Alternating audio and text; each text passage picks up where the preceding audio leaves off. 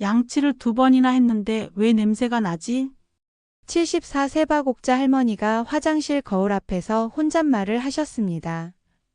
아침에 일어나서 치약으로 꼼꼼히 닦았는데도 손녀가 또 코를 막더라는 거예요.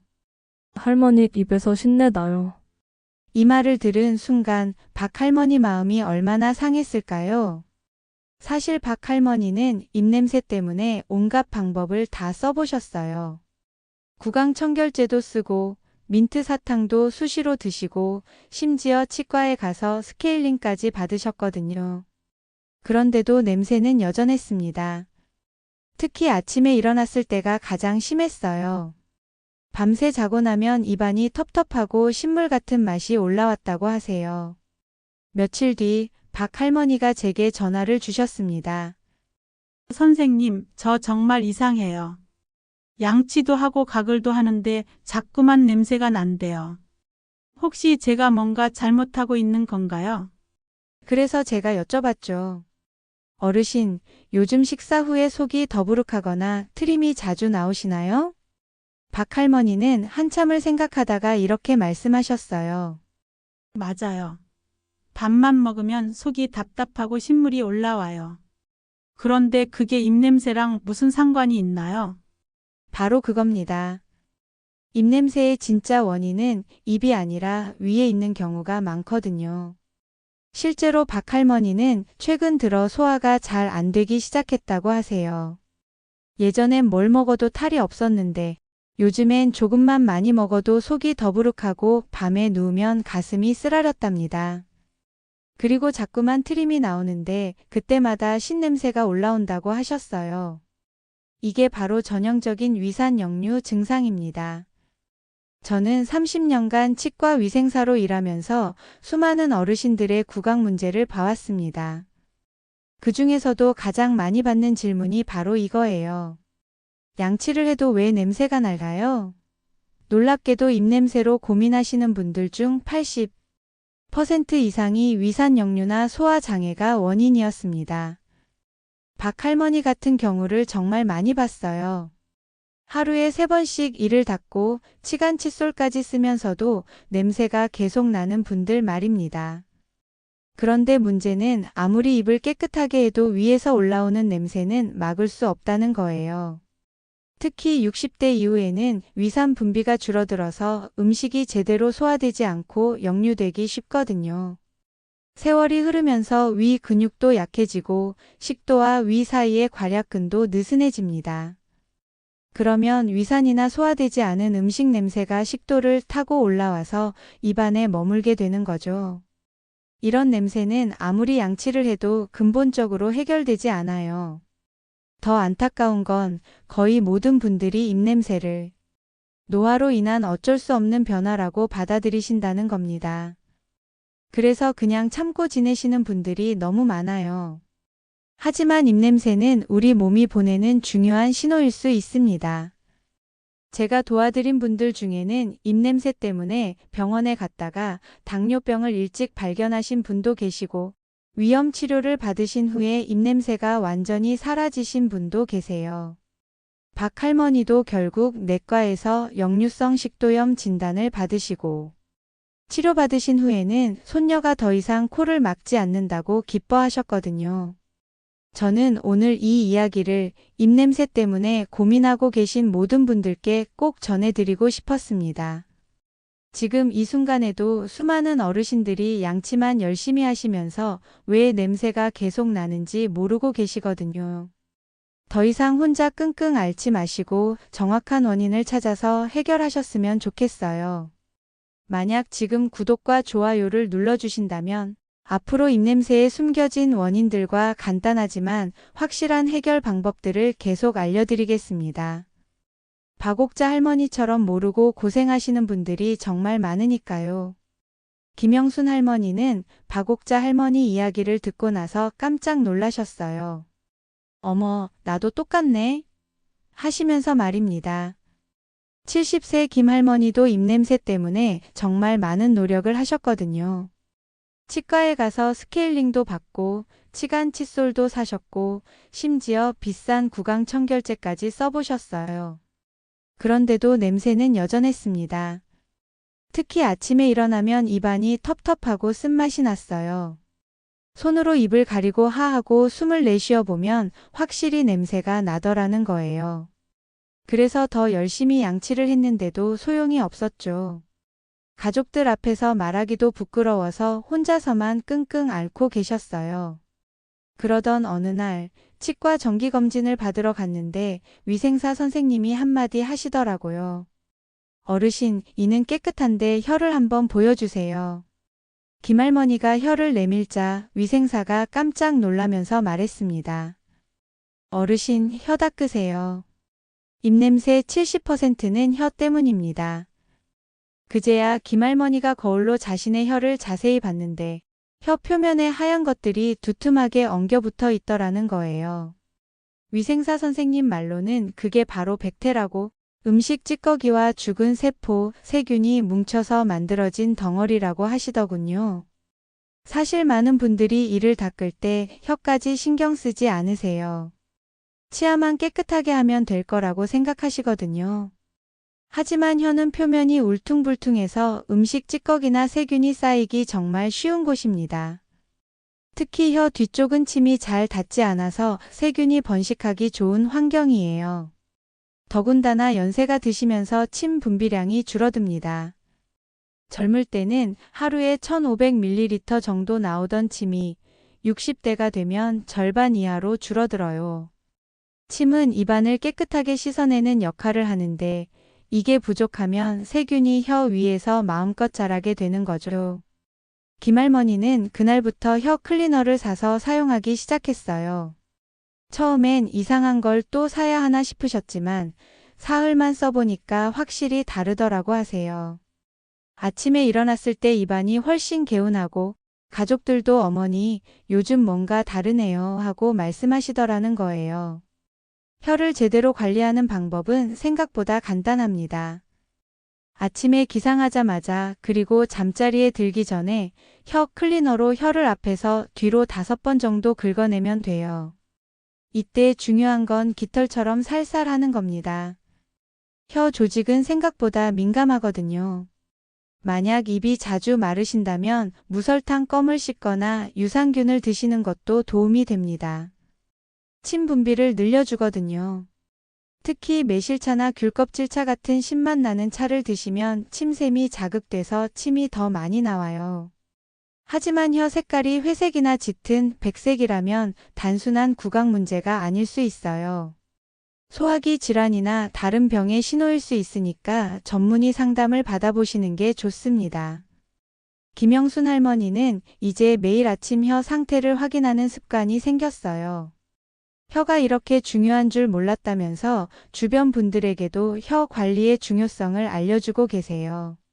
실제로 혀만 제대로 관리해도 입냄새가 확연히 줄어드니까 이보다 간단하고 확실한 방법이 또 있을까 싶어요. 여러분도 오늘부터 거울 앞에서 혀를 한번 자세히 살펴보세요. 만약 하얀 백태가 두툼하게 껴 있다면 그게 바로 입냄새의 주범일 가능성이 높습니다. 이번엔 조금 다른 이야기를 들려드릴게요. 71세 정한수 어르신의 경우입니다.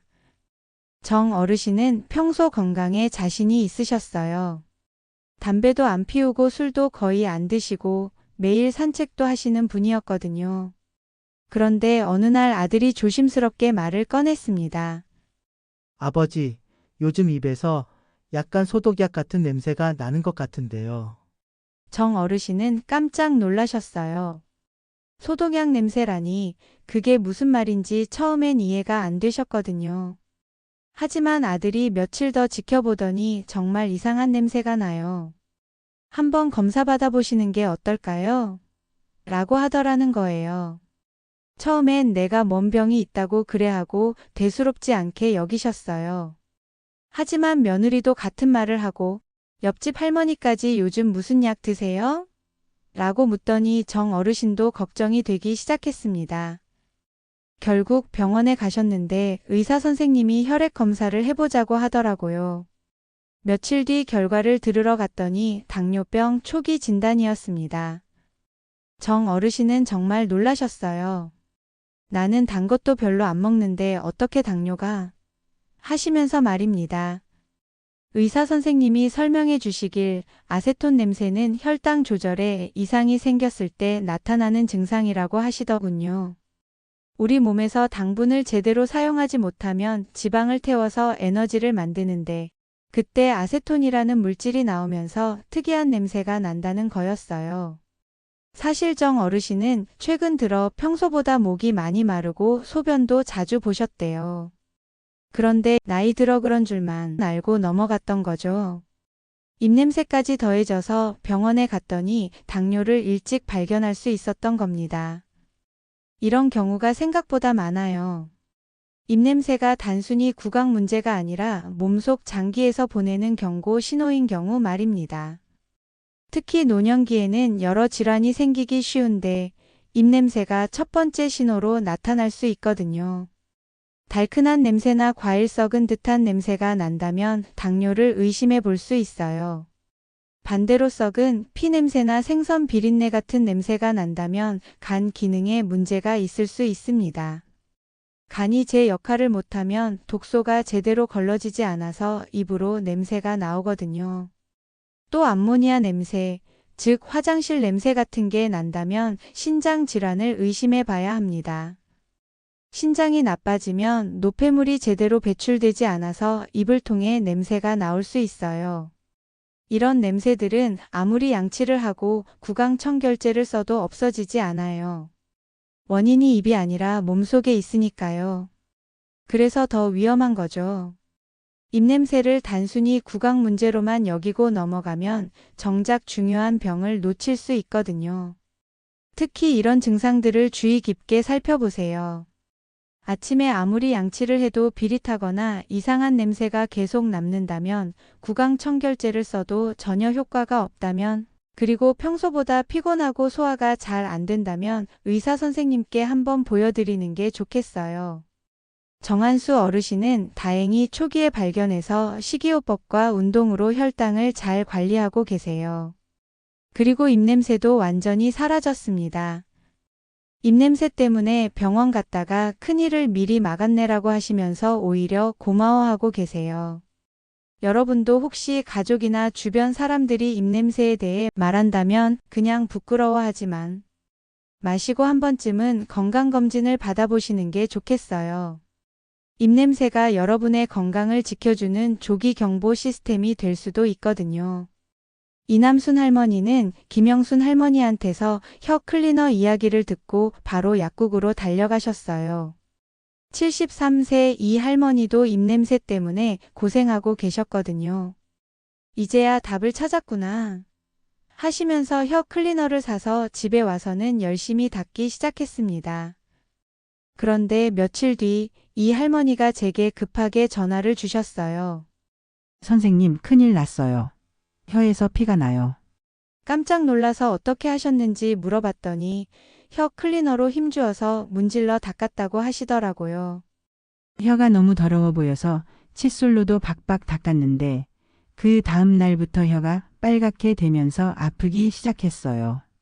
이런 경우가 정말 많아요. 좋은 도구를 샀는데 사용법을 잘못 알고 계시는 분들 말입니다. 혀 조직은 입술처럼 부드러워서 조금만 세게 문질러도 상처가 나기 쉬워요. 이남순 할머니처럼 혀 클리너를 칫솔처럼 앞뒤로 문지르시는 분들이 계신데 이건 정말 위험한 방법입니다.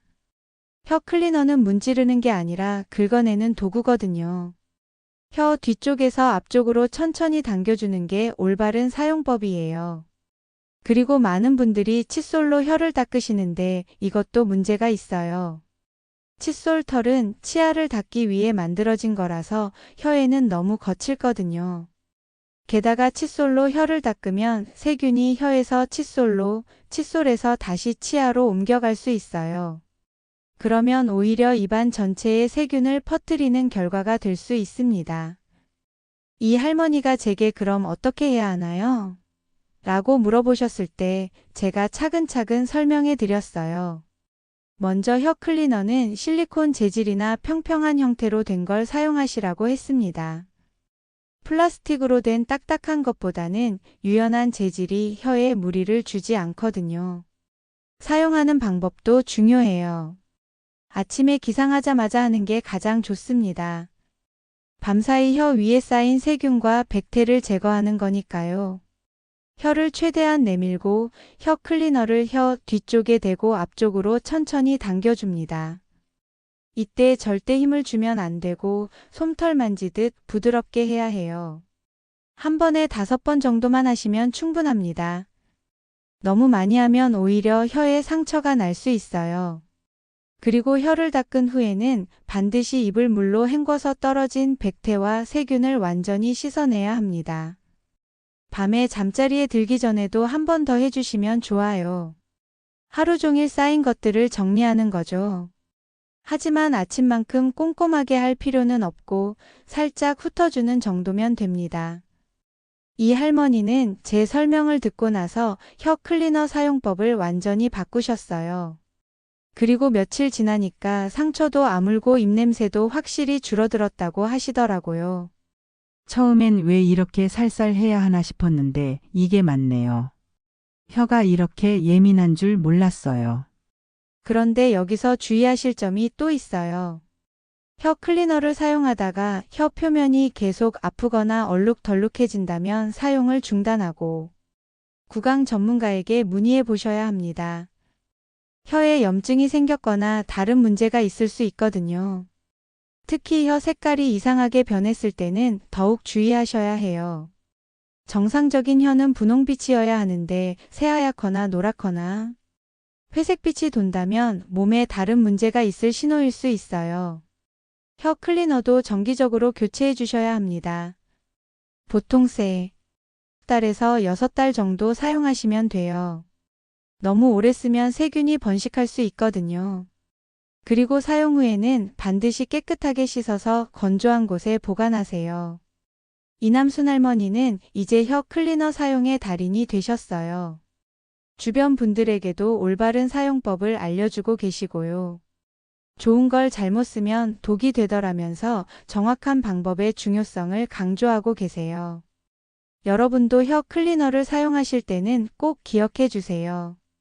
세게 문지르는 게 아니라 부드럽게 긁어내는 거라는 점, 그리고 하루에 2번, 5번씩만 하면 충분하다는 점 말입니다. 여기서 정말 중요한 이야기를 하나 더 들려드릴게요. 76세 최순덕 할머니의 이야기입니다. 최할머니는 지금까지 제가 말씀드린 모든 할머니들의 이야기를 모두 들으셨어요. 그런데 한참을 듣다가 갑자기 이렇게 말씀하시더라고요. 선생님, 그런데 저는 제 입에서 냄새가 나는지 어떻게 알아요? 다른 분들은 가족이 말해줘서 알았다고 하는데 저는 혼자 살거든요. 정말 중요한 지적이었어요. 입냄새의 가장 큰 문제는 바로 본인은 잘 모른다는 거거든요. 우리 코는 자신의 냄새에 금세 적응해버려요. 매일 맡는 냄새라서 무뎌지는 거죠. 그래서 가족들이 입에서 냄새 난다고 말해줘야 비로소 알게 되는 경우가 대부분입니다. 하지만 최할머니처럼 혼자 사시는 분들은 누가 알려줄 사람이 없어서 더 어려운 상황이에요. 그래서 제가 최할머니께 간단한 자가 진단법을 알려드렸어요. 아침에 일어나서 손목 안쪽에 침을 묻히고 10초 정도 기다린 다음 냄새를 맡아보시라고 했습니다. 만약 이상한 냄새가 난다면 입냄새가 있을 가능성이 높다고 말씀드렸죠. 또 다른 방법은 플라스틱 컵을 입에 대고 숨을 내쉰 다음 바로 그 컵 냄새를 맡아보는 거예요. 이렇게 하면 자신의 입냄새를 어느 정도 확인할 수 있거든요. 최할머니가 해보시더니 어머 정말 냄새가 나네요. 라고 놀라셨어요. 그동안 전혀 몰랐는데 알고 보니 입냄새가 있었던 거죠. 그래서 제가 지금까지 말씀드린 방법들을 차근차근 실천해 보시라고 안내해 드렸습니다. 사실 이게 가장 무서운 부분이에요. 입냄새가 있는데도 본인은 모르고 지내는 경우 말입니다. 특히 연세 드시면서 후각도 둔해지기 때문에 더욱 알아차리기 어려워져요. 그러면 자신도 모르는 사이에 사람들과의 거리가 멀어질 수 있고 더 심각한 건 몸에서 보내는 경고 신호를 놓칠 수 있다는 거예요. 지금까지 네 분의 사례를 통해서 말씀드렸지만 입냄새는 절대 단순한 문제가 아닙니다. 박옥자 할머니처럼 위산 역류가 원인일 수도 있고 김영순 할머니처럼 혀 관리 부족일 수도 있어요. 정한수 어르신처럼 당뇨병 같은 전신 질환의 초기 신호일 수도 있고 이남순 할머니처럼 잘못된 관리 방법 때문일 수도 있습니다. 그런데 이 모든 경우에 공통점이 하나 있어요. 바로 이 나이가 되면 어쩔 수 없지 하고 포기했다는 점입니다. 입냄새를 피할 수 없는 현실로 받아들이고 그냥 참고 지내시는 분들이 너무 많아요. 하지만 이제는 다르게 생각해 보셨으면 좋겠어요. 입냄새는 우리 몸이 보내는 조용한 신호일 수 있거든요. 위장이 안 좋다는 신호, 구강 관리에 문제가 있다는 신호, 심지어는 당뇨나 간 질환 같은 큰 병의 초기 신호일 수도 있어요.